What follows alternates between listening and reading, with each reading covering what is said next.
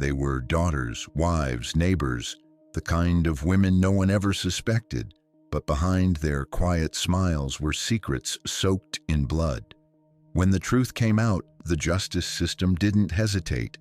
These weren't just criminals, they were among the very few white women in America sentenced to die and executed, from carefully planned poisonings to ruthless killings that stunned entire communities. This video uncovers the darkest crimes committed by white women who were ultimately put to death in the United States. We're digging into their last meals, their final words, and the horrific acts that sealed their fates. Velma Barfield. State of execution, North Carolina. Execution date, November 2nd, 1984. Velma Barfield seemed like the last person anyone would suspect of murder. A devout Christian, caretaker, and grandmother, she projected an image of quiet Southern gentility. But behind that soft-spoken exterior was a cold-blooded killer. Her crimes began to unravel in 1978 when her fiancé, Stuart Taylor, suddenly fell ill and died after drinking arsenic-laced beer and tea. Suspicion grew quickly, especially after it was revealed Velma had been forging checks in his name and feared he might expose her. An autopsy confirmed arsenic poisoning, and Velma was arrested. What began as a single homicide investigation soon turned into something far more chilling. Under questioning, Velma eventually admitted to 6 murders, all committed using the same method of poison. Her victims included her own mother, Lillian Bullard, who had died under mysterious circumstances not long before Taylor. She had also killed her first husband, Thomas Burke, and 2 elderly patients she had been hired to care for. All of them had died following symptoms consistent with arsenic poisoning. The motive? Velma was desperate to hide her drug addiction and financial fraud, and poisoning her victims allowed her to maintain control of her life while eliminating perceived threats. Barfield was tried and convicted for the murder of Stuart Taylor.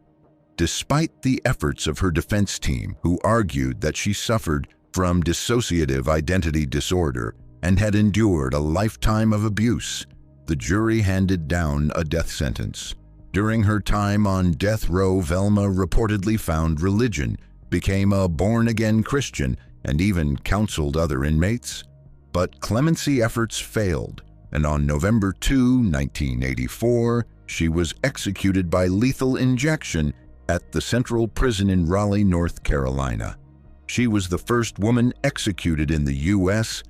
after the 1976 reinstatement of the death penalty, and the first in the country in 22 years. Her last meal was tragically simply a bag of cheese doodles and a can of Coca-Cola. When asked if she had any final words, Velma softly said, "I know that everybody has gone through a lot of pain, all the families connected, and I am sorry, and I want to thank everybody who has been supporting me all these 6 years." Some described her demeanor as calm and remorseful in her final moments. Her execution sparked national conversation around women and capital punishment, especially considering her transformation behind bars and her outward display of repentance. Judy Buenoano. State of execution, Florida. Execution date, March 30th, 1998. Judy Buenoano, born Judias Welty, became one of the most infamous female killers in the U.S. after a chilling series of murders that spanned over a decade. Her killing spree began in 1971 with the poisoning of her husband, James Goodyear, a U.S. Air Force sergeant who had recently returned from service in Vietnam.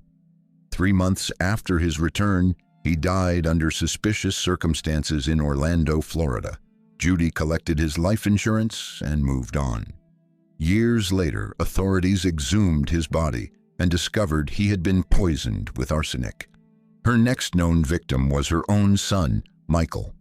In 1980, she took Michael, who had become partially paralyzed due to arsenic poisoning, on a canoe trip. Once they were on the water, she deliberately overturned the canoe and left him to drown in the river. The motive again appeared financial. She had taken out multiple life insurance policies on him shortly before his death. Authorities initially ruled it an accident until a broader investigation into her past brought alarming connections to light. Judy's final known attempt was in 1983 when she tried to kill her fiancé, John Gentry, by planting a car bomb in his vehicle. Gentry survived the explosion and cooperated with investigators, leading to a deeper probe into Judy's past. The discovery of the prior deaths and insurance payouts led to her being dubbed the Black Widow. She was tried and sentenced to death in Florida for the murder of her husband and the attempted murder of Gentry. On March 30, 1998, Judy Buenoano was executed in the electric chair at Florida State Prison, becoming the first woman executed in Florida since 1848. Her last meal consisted of broccoli, asparagus, strawberries, and hot tea. When asked if she had any last words, Buenoano said, "No, sir." She declined to give any last words, maintaining her silence in her final moments. Her execution drew significant media attention, not only because of the brutal nature of her crimes, but also due to the rarity of female executions in the U.S. Christina Marie Riggs. State of execution, Arkansas. Execution date, May 2, 2000. Christina Marie Riggs, a former nurse from Sherwood, Arkansas, committed a heartbreaking and disturbing crime in November 1997 when she murdered her two young children, Justin, age 5, and Shelby, age 2. Suffering from severe depression and feelings of hopelessness, Christina decided to end her life and believed that taking her children with her would spare them from a cruel world. She administered potassium chloride and amitriptyline drugs she had stolen from her work to the children in an attempt to sedate and kill them painlessly. When the injections failed, she smothered both children with a pillow. After murdering her children, Riggs attempted suicide by injecting herself with potassium chloride and taking antidepressants, but she survived. She left a note expressing her intentions, which authorities found at the scene. Riggs was arrested and charged with 2 counts of capital murder. At her trial, she did not deny the killings and even asked for the death penalty. Her defense centered on her mental illness, but the jury sentenced her to death in 1998. Riggs spent less than 2 years on death row at the McPherson unit in Newport, Arkansas. During her time in prison, she did not fight her execution. In fact, she waived her appeals, stating she deserved to die for what she had done. Her willingness to accept responsibility and her lack of remorse toward herself drew both outrage and pity from the public. The case reignited debates about mental health, maternal filicide, and the death penalty. On May 2, 2000, Christina Riggs was executed by lethal injection. Her last meal included a bag of Cool Ranch Doritos, 2 cans of Cherry Coke, and a pack of Twizzlers. Her final words were brief and somber. "There is no way words can express how sorry I am. My death is not going to bring your children back. I hope somehow it helps you. I want to say I'm sorry to my family and to the people who knew me. I love my family. I'm sorry." Betty Lou Beets. State of execution, Texas. Execution date, February 24, 2000. Betty Lou Beets was born in North Carolina in 1937 and lived a life filled with abuse, violence, and instability. By the time she was arrested, she'd been married 6 times to 5 different men and had a long history of domestic conflict. Her case became infamous after the remains of her 5th husband, Jimmy Don Beets, were found buried in a flower bed at her home in Texas 5 years after he had gone missing. She had reported him missing in 1983, claiming he had gone out on a fishing trip and never returned. The investigation took a dark turn when her adult son, Robbie, came forward and confessed that his mother had asked him to help hide Jimmy Don's body. He led authorities to the remains on her property, buried in the yard beneath a wishing well. Further investigation revealed another body, that of her fourth husband, Doyle Wayne Barker, also buried on the same property. Betty had also tried to frame the disappearance as accidental or unrelated, attempting to cash in on life insurance policies and pension benefits.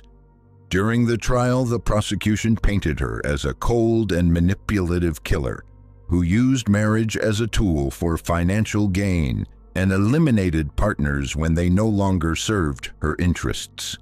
The defense argued that Beets had been a victim of abuse for most of her life and that this trauma influenced her actions. However, the jury was unconvinced, and she was sentenced to death for the murder of Jimmy Don Beets. Betty Lou Beets was executed by lethal injection at the Huntsville unit in Texas on February 24, 2000. She made no final statement and refused a special last meal, receiving the standard prison meal instead. Her execution drew national attention, with many citing her troubled past and claims of abuse as reasons to oppose the death sentence, but the state proceeded with the execution after nearly 2 decades of appeals. Suzanne Basso. State of execution, Texas. Execution date, February 5, 2014. Suzanne Basso met Louis Buddy Musso, a mentally challenged man from New Jersey, through a church connection and quickly began exploiting his vulnerability. Desperate for companionship, Musso was easy to manipulate. Basso convinced him to move to Texas under the promise of marriage. What Musso didn't know was that Basso had sinister intentions. She was deeply in debt and saw Musso as a quick financial fix. He had recently named her as the beneficiary of his life insurance policy. Once he relocated, he was isolated and cut off from his support network. Shortly after Musso's arrival in Texas, in June 1998, Basso and 5 co-conspirators began a prolonged and gruesome pattern of abuse.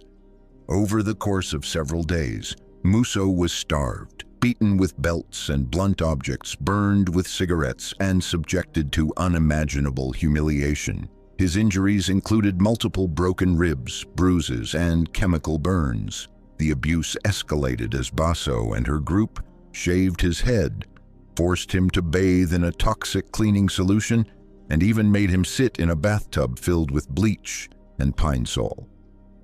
By August 25, 1998, Musso was dead.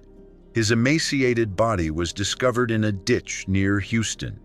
The medical examiner described his condition as one of the worst cases of abuse he had ever seen, noting over 250 separate injuries. Basso attempted to cover up the crime by fabricating stories about Musso's disappearance, but investigators quickly unraveled the truth. She was arrested along with her accomplices, including her adult son, and charged with capital murder.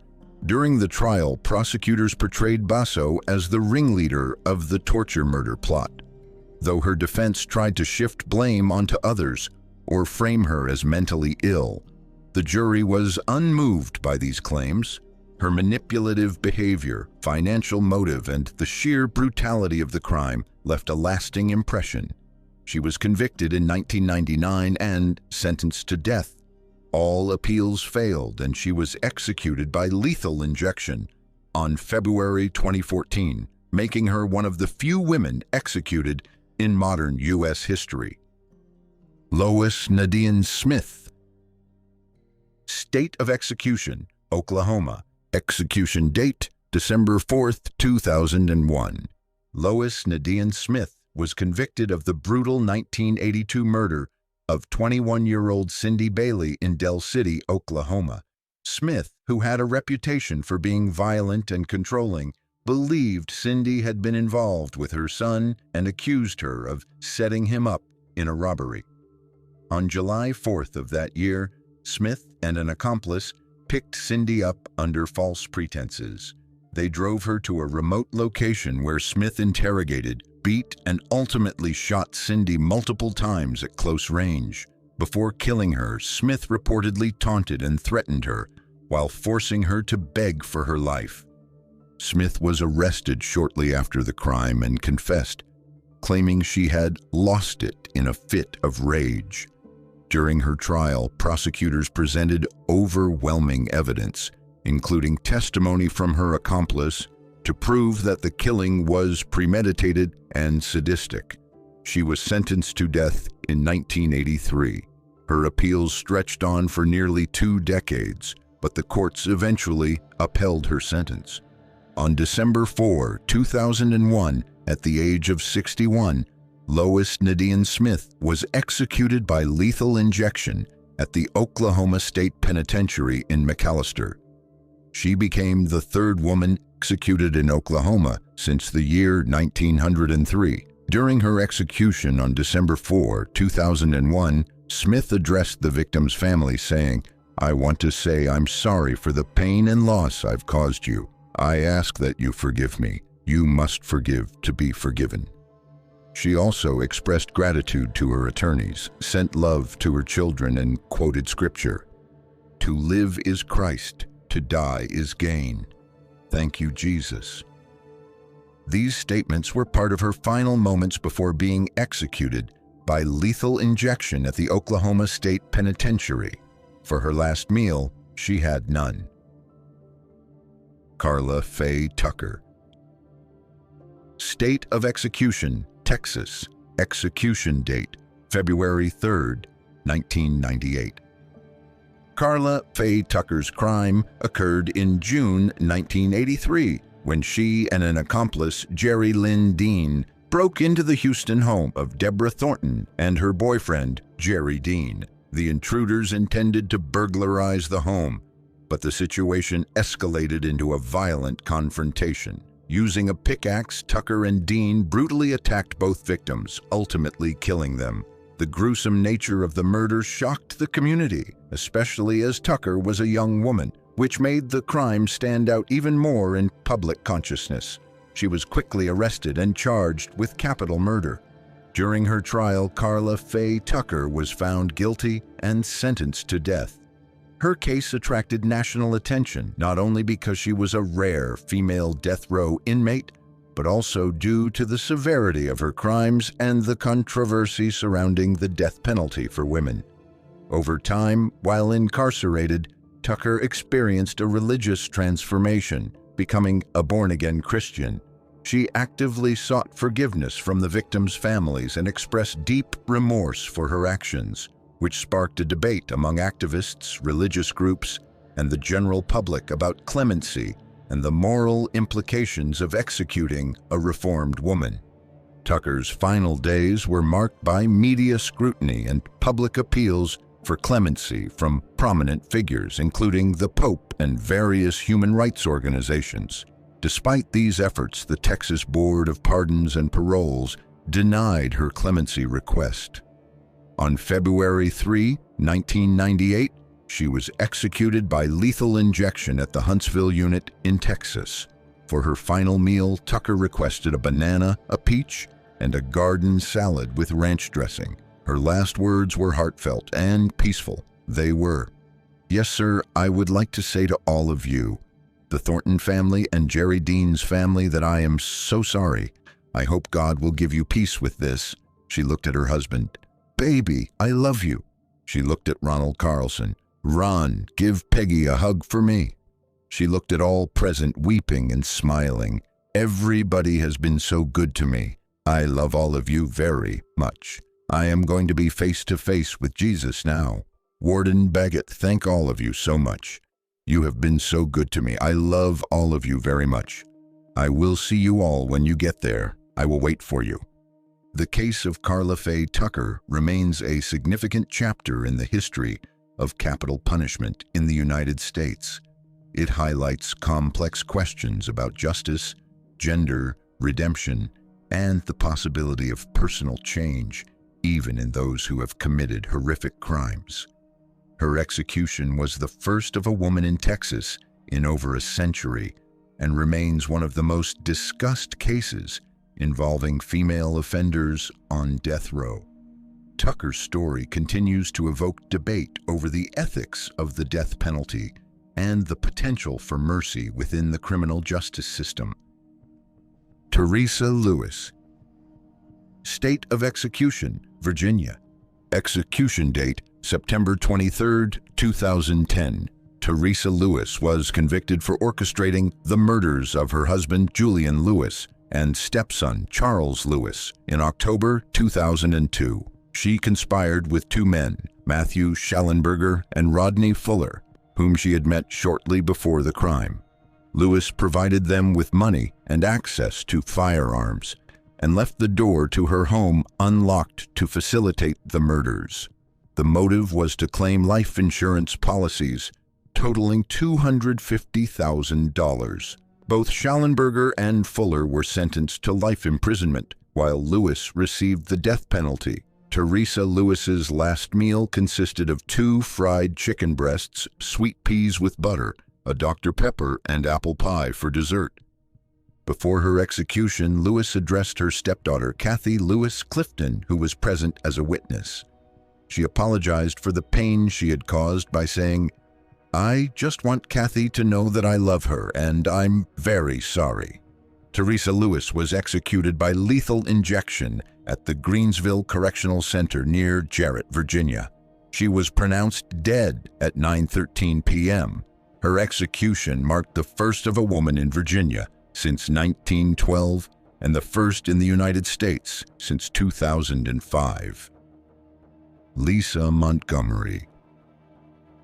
State of execution, Federal, Indiana. Execution date, January 13, 2021. Lisa Montgomery was convicted for the 2004 murder of Bobby Joe Stinnett in Skidmore, Missouri. Montgomery strangled the 8 months pregnant Stinnett and then used a kitchen knife to cut the unborn baby from her womb. She abducted the infant and attempted to pass the child off as her own. The baby was later safely recovered, and Montgomery was arrested the following day. Her actions were premeditated, having communicated with Stinnett under the guise of purchasing a dog. Montgomery's defense argued that she suffered from severe mental illness, including bipolar disorder and complex post-traumatic stress disorder, stemming from a history of abuse. Despite these claims, she was found competent to stand trial and was sentenced to death in 2007. Her execution was initially scheduled for December 8, 2020, but was delayed due to her attorneys contracting COVID-19. After a series of legal challenges, the Supreme Court allowed the execution to proceed. Specific details about Montgomery's last meal were not publicly disclosed. When asked if she had any last words, Montgomery replied, "No." She was pronounced dead at 1:31 a.m. EST. Her case drew national attention, sparking debates over mental illness, the death penalty, and the treatment of women in the criminal justice system. Kelly Renee Gissendaner. State of execution, Georgia. Execution date, September 30, 2015. Kelly Renee Gissendaner was convicted for orchestrating the 1997 murder of her husband, Douglas Gissendaner. She conspired with her lover, Gregory Owen, who carried out the stabbing while Kelly waited elsewhere. The motive was to claim life insurance and gain sole custody of their children. Owen accepted a plea deal and received a life sentence in exchange for testifying against Kelly. Kelly was sentenced to death, becoming the only woman on Georgia's death row at the time. Kelly's last meal consisted of cheese dip with chips, Texas fajita nachos, and a diet frosted lemonade. This meal was served on the evening of her scheduled execution. Before her execution, Kelly expressed remorse and sought forgiveness. She said, "I love you, Sally, and I love you, Susan. You let my kids know I went out singing Amazing Grace, and tell the Gissendaner family I am so sorry. That amazing man lost his life because of me, and if I could take it back, if this would change it, I would have done it a long time ago. But it's not. and I just hope they can find peace. And I hope they find some happiness. God bless you." She also sang the hymn "Amazing Grace" as her final act. Kelly Gissendaner was executed by lethal injection at the Georgia Diagnostic and Classification Prison in Jackson, Georgia. Her case drew national attention with appeals for clemency from various religious leaders and human rights organizations, including Pope Francis. Mary Frances Creighton. State of execution, New York. Execution date, July 16, 1936. Mary Frances Creighton was convicted for the 1935 arsenic poisoning of her daughter-in-law, Ada Applegate, in Baldwin, Long Island. The motive was reportedly to eliminate Ada so that Mary's son, Everett, could marry another woman. Mary had a history of suspected poisonings. She was previously acquitted of the deaths of her brother, Raymond Avery, in 1923, and her mother-in-law, Anna Creighton, in 1925, both of whom died under suspicious circumstances involving arsenic. The press dubbed her the Long Island Borgia, referencing the infamous Italian noble family known for poisonings. Specific details about Mary Frances Creighton's last meal are not documented in available historical records. There is also no public record of Mary Frances Creighton making a final statement before her execution. Notably, she fainted upon entering the execution chamber and was unconscious when she was executed. Mary Frances Creighton was executed by electrocution at Sing Sing Prison in Ossining, New York. Her execution was carried out alongside Everett Applegate, Ada's husband, who was also convicted for his role in the murder. Creighton's case garnered significant media attention due to the sensational nature of the crime and her previous acquittals. Elizabeth Ann Duncan. State of execution, California. Execution date, August 8, 1962. Elizabeth Ann Duncan was convicted for orchestrating the murder of her pregnant daughter-in-law, Olga Duncan, in 1958. Driven by an obsessive attachment to her son, Frank Duncan, Elizabeth disapproved of his marriage to Olga. She hired two men, Augustine Baldonado and Luis Moya, to kidnap and murder Olga. The assailants abducted Olga, strangled her, and buried her body in a shallow grave near Ventura, California. The crime shocked the nation due to its brutality and the involvement of a mother-in-law in such a heinous act. Elizabeth Duncan was arrested and charged with first-degree murder. During the trial, evidence presented included testimonies from the hired killers and details of the payment she provided them. The jury found her guilty, and she was sentenced to death. Her conviction and sentence were upheld through multiple appeals, and she remained on death row until her execution. Specific details about Elizabeth Duncan's last meal are not public, and she was executed by gas chamber at San Quentin State Prison in California. Her execution marked the last time a woman was executed in California before the U.S. Supreme Court's 1972 decision in Furman v. Georgia, which led to a temporary halt of capital punishment across the country. The case remains notable for its disturbing familial dynamics and the extreme measures taken by Duncan to control her son's life. Rhonda Bell Martin. State of execution, Alabama. Execution date, October 11, 1957. Rhonda Bell Martin was convicted for the 1951 arsenic poisoning murder of her fourth husband, Claude Carroll Martin. Investigations revealed a disturbing pattern between 1937 and 1951. She had poisoned multiple family members, including her mother and 5 of her 7 children, all under the age of 12 at their deaths. Initially, Martin confessed to these murders, but later recanted her confessions regarding 2 of her children's deaths. Her 5th husband, Ronald Martin, who was also her former stepson, survived an attempted poisoning. The case shocked the nation due to the familial nature of the crimes and the methodical use of poison over many years. 7 hours prior to her execution, Martin had a last meal consisting of a hamburger, mashed potatoes, cinnamon rolls, and coffee. On October 11, 1957, Martin was led to Alabama's electric chair while she held a Bible in her hand. Martin was reportedly calm but quietly weeping at her execution as she recited the 23rd Psalm alongside the prison chaplain. She received the first shock at 12:10 a.m., and she was pronounced dead at 12:16 a.m. and removed from the death chamber at 12:25 a.m. She declined to make a final statement. Rhonda Bell Martin was executed by electrocution at Kilby Correctional Facility in Mount Meigs, Alabama.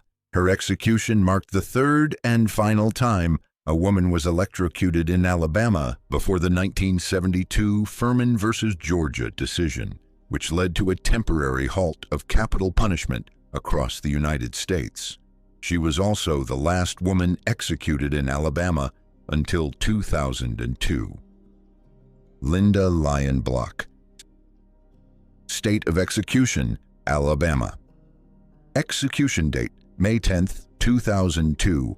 Linda Lyon Block, aged 54 at the time of her execution, was convicted of capital murder in the 1993 death of Opelika Police Sergeant Roger Motley. The incident unfolded during a traffic stop involving her common-law husband, George Sibley, and their young son. When Sergeant Motley approached the vehicle, Sibley shot him. Block, who had been nearby, then shot Sergeant Motley in the chest as he sought cover. The couple attempted a getaway with their child, but were soon apprehended.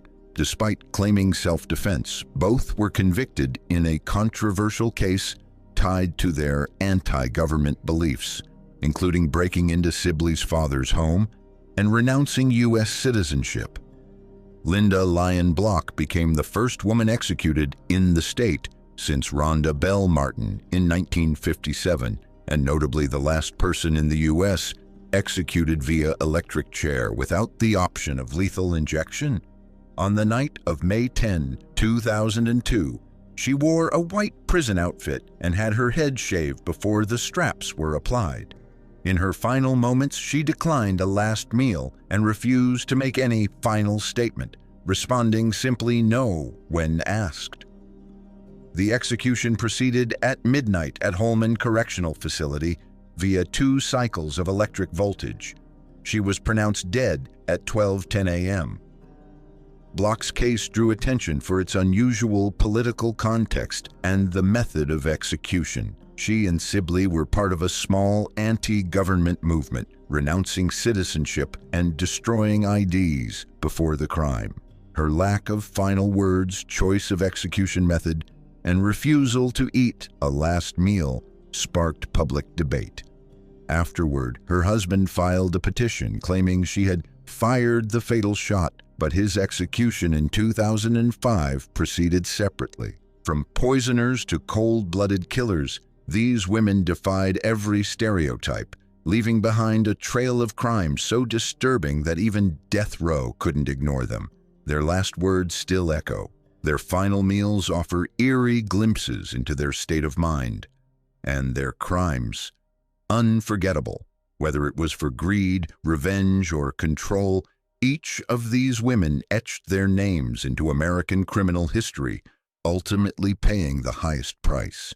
As always, don't forget to like, share, and subscribe for more untold stories from behind bars. Because sometimes the most chilling criminals don't wear masks, they wear lipstick.